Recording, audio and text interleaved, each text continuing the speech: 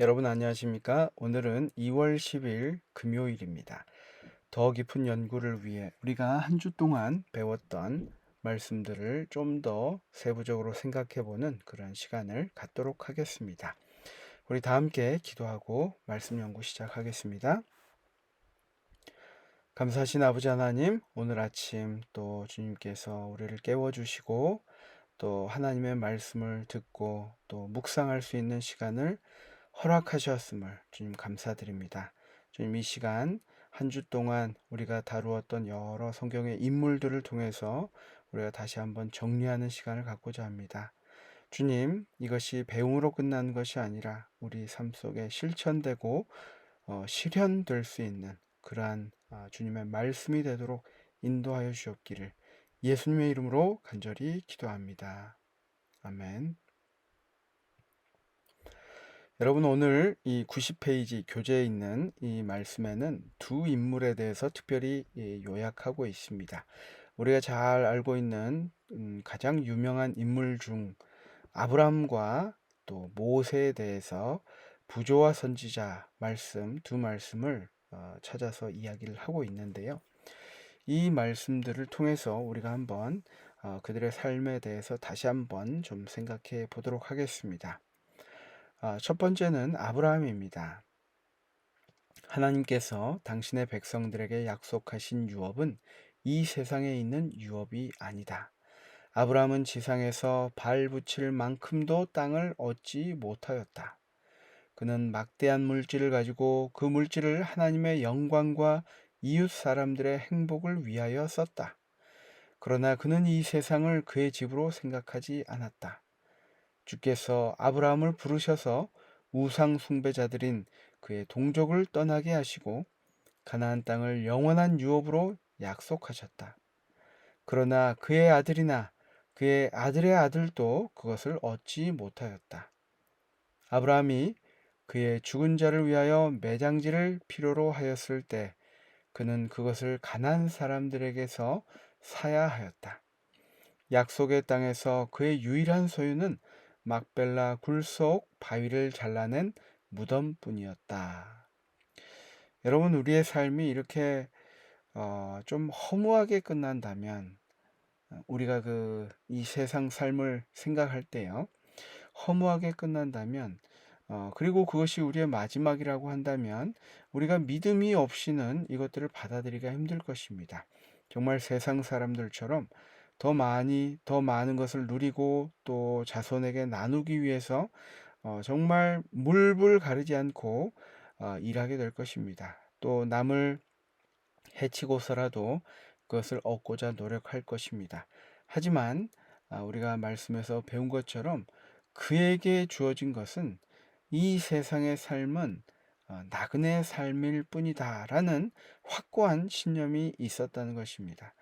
주님께서 보이지 않는 것을 믿고 따를 수 있는 믿음을 허락하셨고 그 믿음에 굳게 섰기 때문에 그에게 주어진 것이 정말 여기 표현처럼 발붙일 만큼 땅도 얻지 못하였지만 그의 자손도 그의 후손들도 마찬가지였지만 하나님께서 주신 그 약속에 온전히 순종함으로 그 모든 것들의 욕심에서 벗어날 수 있었다는 것입니다. 여기 표현에서 이야기하고 있는 것처럼 그는 그의 물질을 하나님의 영광과 이웃 사람들의 행복을 위하여 썼다고 이야기합니다.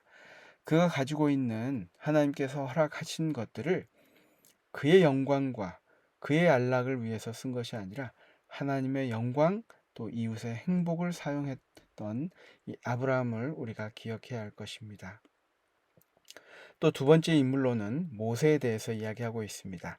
바로의 장엄한 궁전과 왕의 보좌가 모세를 유인하고 있었다. 그러나 모세는 그 궁정 안의 사람들로 하여금 하나님을 잊어버리게 만드는 죄악적인 쾌락이 있다는 것을 알고 있었다. 그는 호화찬란한 궁전 저편, 곧 군주의 왕관 저편에 있는 죄로 물들지 않은 나라에서 지극히 높으신 분의 성도가 받게 될 지극히 높은 영광을 바라보았다. 그는 믿음으로 하늘의 왕께서 승리자의 머리에 씌워주실 불멸의 왕관을 바라보았다. 이 믿음이 그로 하여금 비천하고 가난하고 멸시받는 민족과 연합하도록 했다.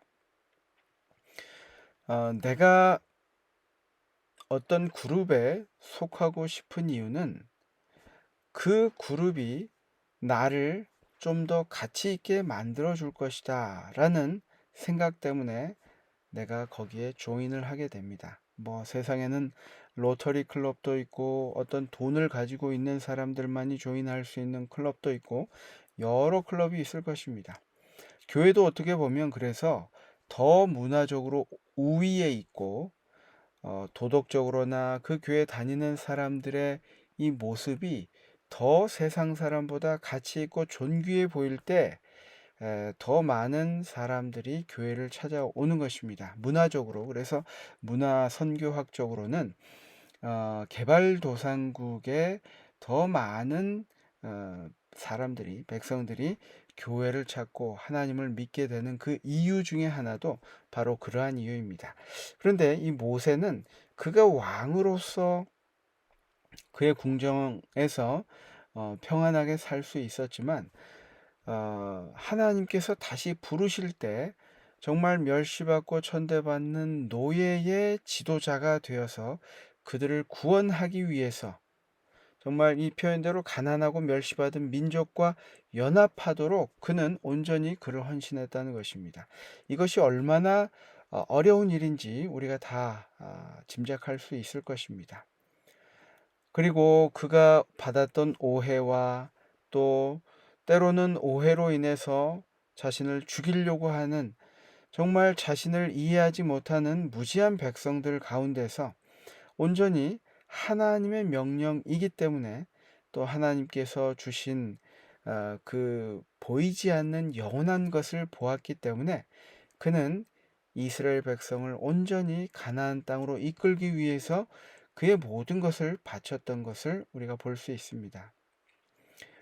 세상에서 또 왕궁에서 그 많은 것들로 그를 유인했지만 그것들이 영원한 하나님을 잊어버리게 만드는 죄악적인 쾌락이 있다는 것을 깨우친 이후에 그는 과감하게 그것을 벗어던진 것을 알 수 있습니다. 만약 그렇지 않았다면 그가 이스라엘 백성들의 이 노역에 시달리는 그 모습을 볼 때 모른 채 하고 말았을 것입니다. 하지만 그에게는 어머니에게로부터 배운 말씀 속에서 하나님이 나를 사용하여서 내가 그 비천한 무리와 함께 하기를 원한다는 것을 분명히 인지하고 있었다는 것을 볼 수 있습니다. 이 두 사람 다 하나님께서 보여주신 그 약속에 따라서 세상의 것에 대해서 정말 미련을 주지 않았음을 볼 수 있습니다. 하지만 그것들을 잘 사용하여서 많은 사람들을 하나님께 이끄는데 정말 노력하였다는 것도 우리가 확인할 수 있었습니다. 여기 핵심적인 토의를 위해 보면은 첫 번째 질문에 이렇게 이야기합니다. 예수님께서 재림하실 때 우리의 재산은 어떻게 될 것인가? 예수님이 재림하시기 전에 그것들이 어떤 일이 일어날 수 있는가? 이 사실을 기억한다면 사물을 올바른 관점에서 보는 것이 중요한 이유는 무엇인가? 하나님께서 우리에게 맡기신 이 재물을 우리가 결국 어떻게 관리할 것인가에 대한 이야기이죠. 성경 말씀을 한번 찾아보겠습니다. 베드로후서 3장 10절 말씀인데요. 그러나 주의 날이 도둑같이 오리니 그날에는 하늘이 큰 소리로 떠나가고 물질이 뜨거운 불에 풀어지고 땅과 그 중에 있는 모든 일이 드러나리로다. 주님 오시는 그 날에는 그 모든 것들이 정말 소용이 없게 될 것입니다. 예수님이 재림하시기 전에 그것들을 어떻게 그러면 바르게 사용하는 것이 옳은 것인가? 마태복음 6장 20절이죠. 오직 너희를 위하여 보물을 하늘에 쌓아두라. 거기는 좀이나 동록이 해하지 못하며 도둑이 구멍을 뚫지도 못하고 도둑질도 못하느니라. 이것들을 이웃과 하나님을 위하여 사용하게 될 때 그것이 하늘에 쌓아두는 일이 된다는 것입니다. 우리가 이 사실을 기억한다면 우리가 이 재물에 대해서 어떤 관점으로 바라보아야 할 것인가 라고 질문하고 있습니다. 여러분, 또 두 번째 질문은 예수님께서는 재물의 유혹에 대해서 경고하셨는데 이 말이 무슨 뜻인가? 재물이 어떻게 우리를 유혹할 수 있는가? 성경 말씀 마가복음 4장 19절 말씀이죠. 우리가 아주 잘 아는 말씀입니다. 세상의 염려와 재물의 유혹과 기타 욕심이 들어와 말씀을 막아 결실하지 못하게 되는 자요. 이것은 어떤 비유입니까? 가시떨기에 뿌려진 자들에 대한 비유를 예수님께서 주시면서 재물의 유혹에 대해서 이야기하고 있습니다. 분명히 하나님의 말씀이 그 마음밭에 떨어지고 또 자라는 듯 싶지만 그 세상의 유혹들, 가시떨기로 인해서 자라지 못하고 빛을 보지 못하고 거기에 걸려 넘어지고 결국은 죽고 마는 그 모습을 이야기하고 있습니다. 분명히 우리가 익히 아는 것처럼 재물과 하나님을 동시에 섬길 수 없는 것은 우리가 잘 알고 있는 사실입니다.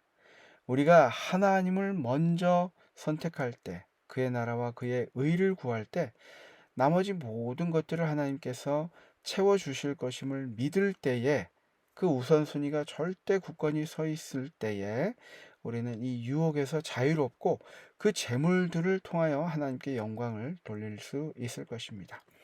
여러분, 이번 한 주 동안 배우시면서 어떤 생각을 하셨습니까? 또 이제 내일 안식일 교회에서 여러 교과 토의를 하게 될 때 우리가 하나님께서 우리에게 베푸신 이 재물들을 이 믿음의 선조들처럼 우리가 하기로 결심하시고, 또 하나님께서 우리에게 그런 재물 또한 허락하시도록 우리가 준비되는 우리 모두가 되기를 간절히 바랍니다.